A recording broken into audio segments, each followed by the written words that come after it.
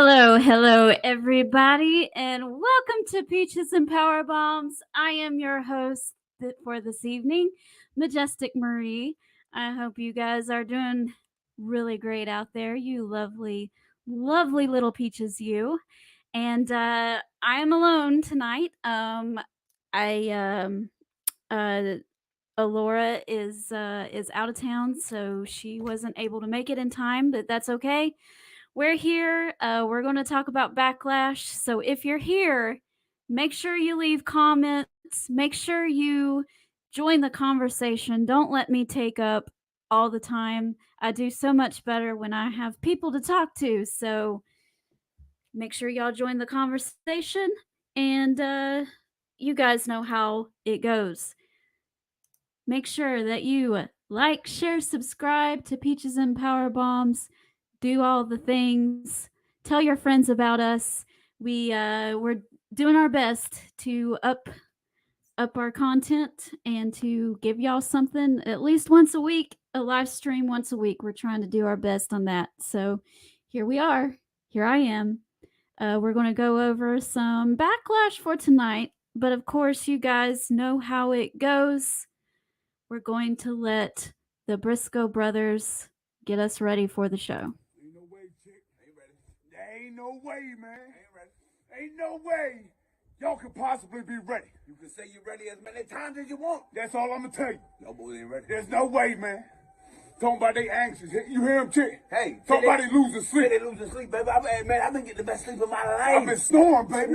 I've been snoring. Dreaming about this ass. Never gets old. I miss Jay so much. Especially with him and Mark. But yep. So we had a pay-per-view this weekend, and my goodness, was it a pay-per-view, guys. That was quite a crowd there in France. I was so excited for the wrestlers for being able to be a part of that and being part of a crowd like that. I think us here in America, I think we're so oversaturated with shows, and we get bogged down so much with the internet that we forget to have fun at wrestling shows sometimes. You know what I mean? And we just kind of go blah and bland because we go to them all the time, and they were so excited to be there and to have a great time, and it was just, they made the show that much better. I mean, they made a B show and A show for their participation. It was crazy. We have some people with us. Hello, Christine. She says, "Hey, young lady, I'm here. Glad you're on. Sending love and hugs. Thank you so much for being here. I'm excited to talk about the show." And yes, that crowd was fire. It was amazing, and I'm hoping to do some clips from it soon for the show here. So, without further ado, guys, let's go ahead and get into this pay-per-view that aired Saturday afternoon. Why don't we? We started off with a bang with quite a match. Kevin Owens and Randy Orton, that crowd, singing Randy Orton's song as he came out. I know it touched him. You could tell by the look on his face of how touched and excited he was to hear that. And then the bloodline coming out as well, and all those boos and everything, and they got into a fight, and they were fighting all over the place, and it looked like things were not going to get under control. So Mr. Nick Aldis, our SmackDown general manager, comes out and he goes, "All right, guys, if you all don't want to follow the rules of a traditional tag match, well then guess what? Everything goes. This is now a street fight." So what was supposed to be a traditional tag team match turned into a street fight, and my goodness, was it one of those. Randy Orton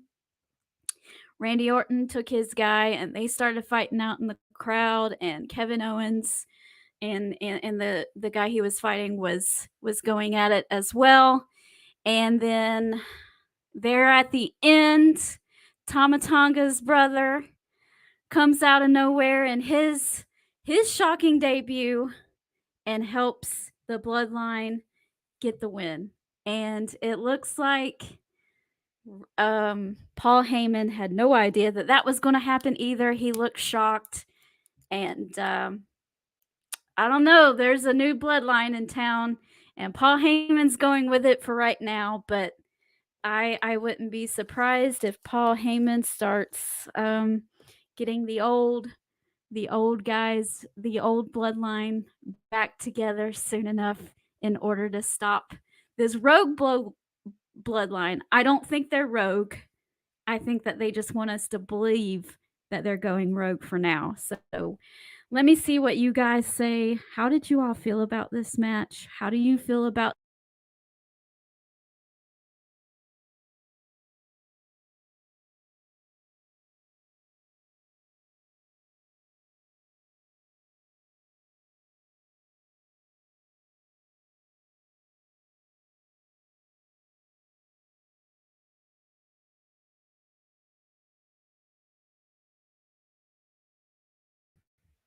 All right.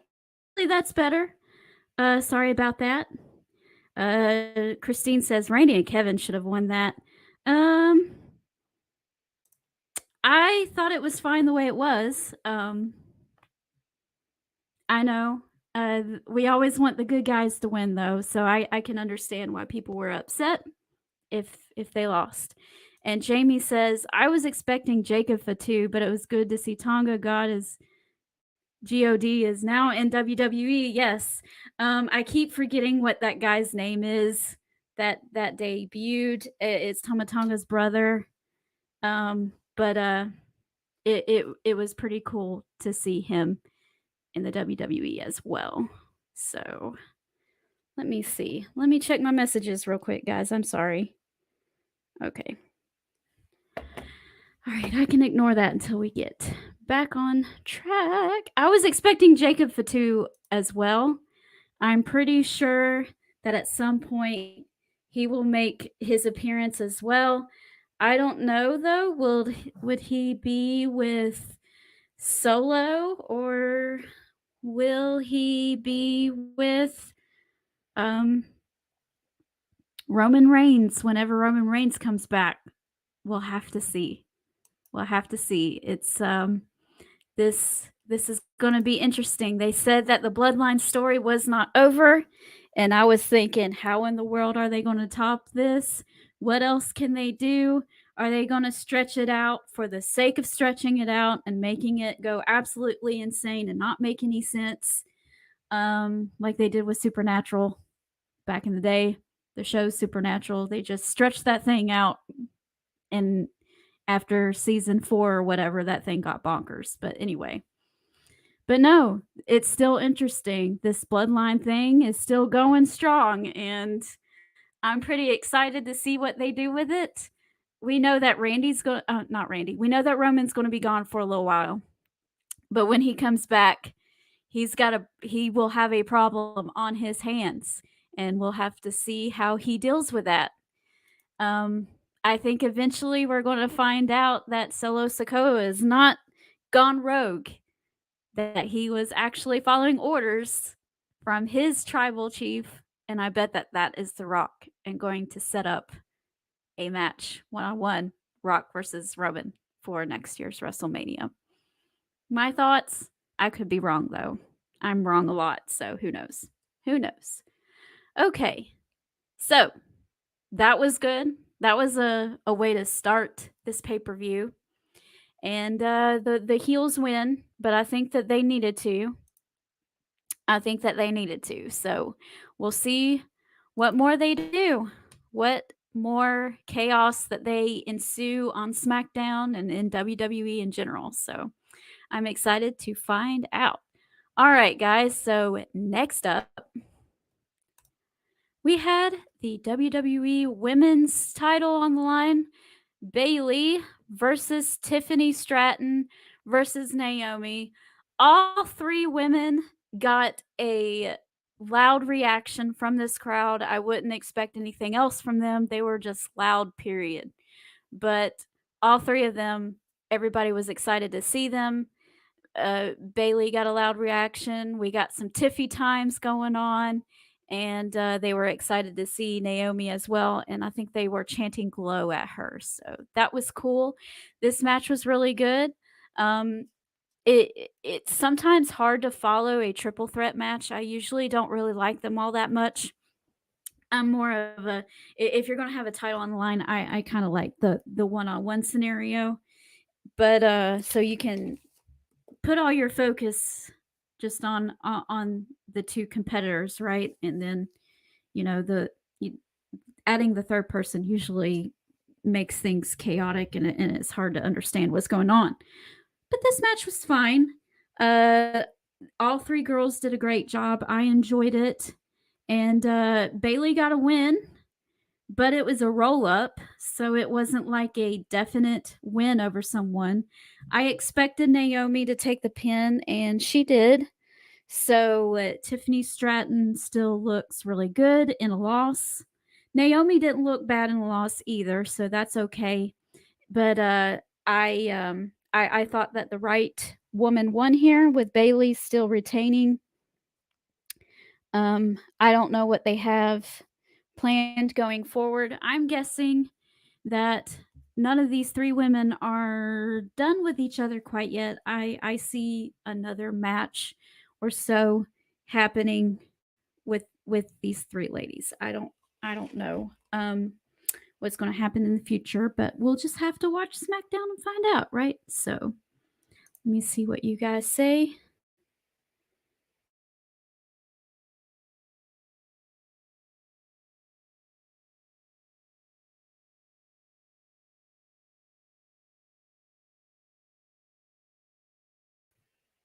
Okay, I'm back. Sorry about that. That actually kind of makes sense. I can't imagine Solo defying Roman. Um, I think he is defying Roman. I just think that he's under the orders of The Rock. And I didn't think that they would have taken it away from her so soon. No, she just won the title back at WrestleMania. It's only been a month, so I didn't expect her to lose it either. And Tiffany did look strong. Yes, it is definitely Tiffy time, guys. It is definitely Tiffy time.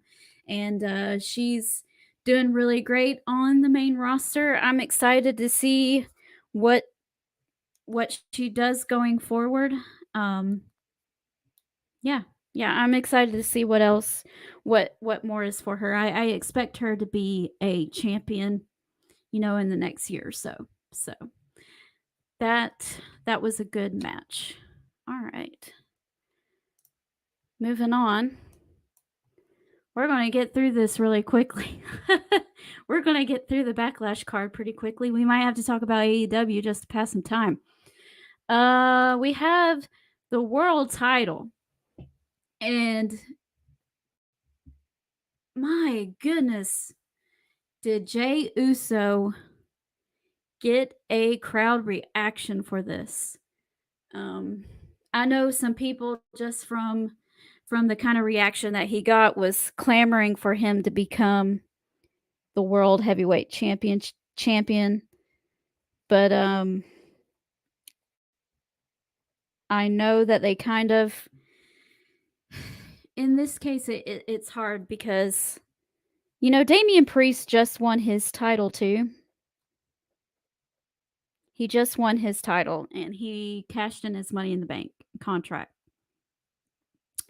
And I wouldn't want him to lose it so fast, right? I didn't want Damian Priest, because Damian Priest is one of my favorites, okay? He's in the top 5 of my favorites currently on WWE programming. I think he's right under Gunther. And so I wouldn't want him to lose his title quite yet. But Jey Uso is getting a lot of reactions and people want to see him and are excited. And they should be. He's an exciting character. He's fun to watch. more times than not, he has good matches. You know, the one at WrestleMania wasn't thrilling by any stretch, but I understand what they were trying to do. But people are excited about Jey Uso. He gets people hyped. He's fun. His entrance is fun. His matches are usually fun, and he's got a lot of charisma. And I can understand why people want to see him as champion. But Damian Priest, like I said, just won his world title, and depending on how Drew McIntyre's how his injury is going to go, we can kind of see what's going to happen. I mean, I kind of expect if Drew McIntyre's okay. If Drew McIntyre's okay, I can imagine that he's going to get a world title shot at Glasgow, Scotland, and he's going to take the title off Damian Priest. And then it's off to the races with him and CM Punk. That's kind of what I see going on with that title. So Jey Uso and Damian Priest were kind of booked into a corner, but I think the match went as well as it could. We had some miscommunication and some stuff going on with the Judgment Day, so there might be a little bit of animosity there with Damian Priest, Finn Balor, JD McDonough, and and Dominic Mysterio. Dominic Mysterio was trying to bring Carlito into the Judgment Day last night on Monday Night Raw, and Damian Priest told him to get out of here. He didn't want Carlito there. So we have Dominic Mysterio kind of standing in the middle of that and, trying to juggle that. And JD McDonough and Finn Balor, are continuing on a losing streak right now. So there's that. And miscommunication. Damian Priest doesn't want them involved in his matches, but they keep involving themselves anyway. So there's some tension in the Judgment Day. Is that going to implode anytime soon? Was Rhea Ripley the glue that was keeping that faction together? It kind of seems that way a little bit, because now that she's been gone for a little bit, it seems like the Judgment Day are kind of falling apart a little bit, just a little bit. But it's interesting to see what they do with the Judgment Day as well with Damian Priest. I knew that Damian Priest, his reign wasn't going to be all that long. I know he's not going to have that title for a year. I know he's probably not even going to have it for 6 months. Like I said, I think he's probably going to lose it come June. If Drew McIntyre is okay. And with Jey Uso, I'm excited about him, but I don't know where to go with him right now.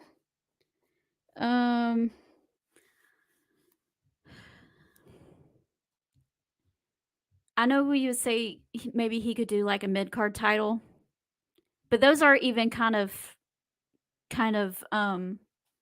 booked up right now. I mean, you have Sami Zayn with the Intercontinental Championship, but they're both faces. I wouldn't turn any of them heel right now. So that's not going to work. You have Logan Paul with the United States Championship on SmackDown. But if it were up to me, I would have Logan Paul versus LA Knight at SummerSlam or something soon. I don't see where Jey Uso fits right now in any title picture. It's kind of all over the place right now. All right, I have 7 comments. Let me see what you guys are saying. It's okay, Christine. She says, I misunderstood. I can see The Rock's hand in this now, but I'm on the right track. Yeah, sure. And the crowd did go bonkers. I want Jey to get a title. I want to see him I want to see him win something too. I just don't know what. And I don't know when. Jamie says, yeah, Jay versus Jimmy was let down. Jay even admitted it. It was. Poncho Mysterio. That's pretty good. I like that. I'd like to see Damien leave them. Maybe he will, maybe he won't. I don't know. Jamie is expecting a bloodline civil war at Survivor Series. That's my prediction. Yeah, I think that too. And then either then or soon after, we're going to find out that Solo Sikoa was not acting under his own volition. And everybody stop. Make sure you check yourselves. Mama is in the chat, so behave. Y'all behave. I'm being a good boy. You know. To have some fun with my mom there. So yeah, it'll be interesting to see what happens. You know, to me it seems like the money feud at the moment is Drew McIntyre versus CM Punk, and both of them are kind of hurt right now. So it's been fun. It's kind of funny. It's kind of funny that's the money match when both guys are currently not 100%. Yep. So we'll have to see what happens with Damian Priest and the World Heavyweight Championship going forward into the summer. All right, guys, we have new champions. This was exciting. We have Jade Cargill and Bianca Belair took on the Kabuki Warriors, Asuka and Kairi Sane. Both teams got good reactions, especially Jade and Bianca, of course. Everybody looked good.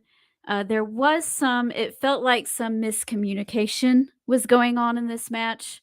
At one point, the referee was like, "Hey, you're not legal," but Asuka still had to tag in. And then Bianca gets in the ring, does the KOD on Asuka and pins her, but it was Jade and Kairi that were actually legal. So it was just it was confusing there at the end. But Jade and Bianca are your new tag team champions. I think that call, having them win this match, was the right idea. I can see these two really making a difference for this division. They're gonna absolutely dominate, and they're going to turn some heads while doing it. I know eventually they'll probably turn on each other and have that really big pay-per-view match that everybody's clawing to see. But for right now, to have these two as your tag team champions and really elevate the women's tag team division, fantastic idea. Let me see what y'all had. Mom's getting some love in the chat. I see Jade and Bianca not getting beat for quite a while. They are awesome. They are awesome. Yep. I would have them go on a winning streak for a while with those titles. It's going to be a lot of fun to see. I don't know what else to say about that. Except for, yay, we have new tag team champions, and I'm excited. And that's going to do a lot of good. That's going to do a lot of good for the women's division. All right, last but not least, we're going to get out of here at 30 minutes. We have the WWE title. Cody Rhodes versus AJ Styles. And the crowd for this match was insane, like they had been all night, right? But it was even more this time. They sang Cody's song. They sang a song I think it was I think it's a soccer slash football chant, and it was in French, but basically it was he is phenomenal is basically what the song slash chant was. So every time AJ Styles did something, they would do that chant that he is phenomenal. So that was cool. That was really cool. Um, this match was fantastic. I know some people were comparing it to Brian Danielson and Will Ospreay. I think that much was just the match itself was slightly better, but the crowd for this match just elevated this so much more and made it feel so important. It made it feel like a WrestleMania main event to me. And it was nice to see AJ Styles in a match like this, in an important match like this. I've been a fan of AJ Styles for a really long time. He's a Georgia boy, so I remember seeing him at NWA Wildside when I was really young. Well, not really young, but when I was late teens, early 20s. So so yeah, I remember seeing him from those humble beginnings and seeing how far he's come and everything. It's really cool. I love this match absolutely. Two Georgia boys actually, AJ Styles from Gainesville, Cody Rhodes from Atlanta, Marietta area. So it was really cool to see that. As a Georgia peach myself, it was really cool to see that. I love this match. It was fantastic. I have no comments yet. So yeah, um, that was Backlash. I was hoping I would have someone on with me tonight, and when it's just me, I kind of go through it really fast. So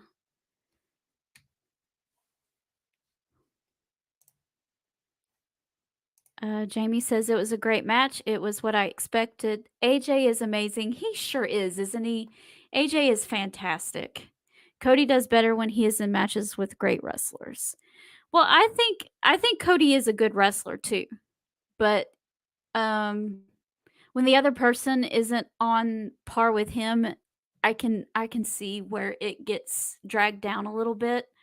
Um, but yeah, AJ could wrestle probably a broom or something, and it would be great. Very cool. I just wish AJ would get a title run though. Yeah, it's been some years since he's had a title run. And before he hangs it up and says goodbye, I hope he gets one last title run. And it doesn't have to be for very long, but just a nice little send off for AJ Styles. He I think he deserves it. He's always a team player, it seems. He's always there. He's always willing to play his part and elevate whoever he is in the ring with. So absolutely. I agree with that 100%. And he's a nice guy too. I'll say that. I got to meet him one time. Well, uh yeah, Cody tends to wrestle the opponent. He doesn't elevate.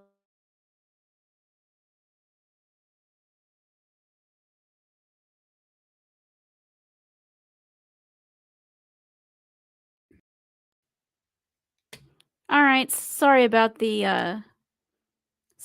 technical difficulty. Um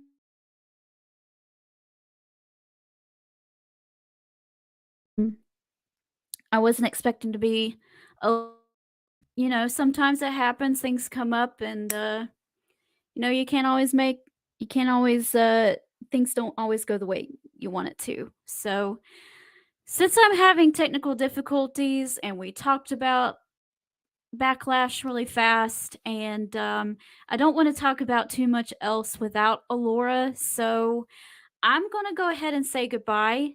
I will have we should be having we're going to do like an indie spotlight type thing on Thursday. Eric Nelson is going to be on the show Thursday, and we're going to talk about the upcoming show here in Marietta. We're going to talk about the upcoming show in Marietta that he's putting on in June. So make sure that you come on and hang out for that. And I'm going to go ahead and say goodbye. And y'all have a good evening. And I will see you Thursday night, hopefully. See y'all later. Bye. Good night, sweet peach. It's time to go.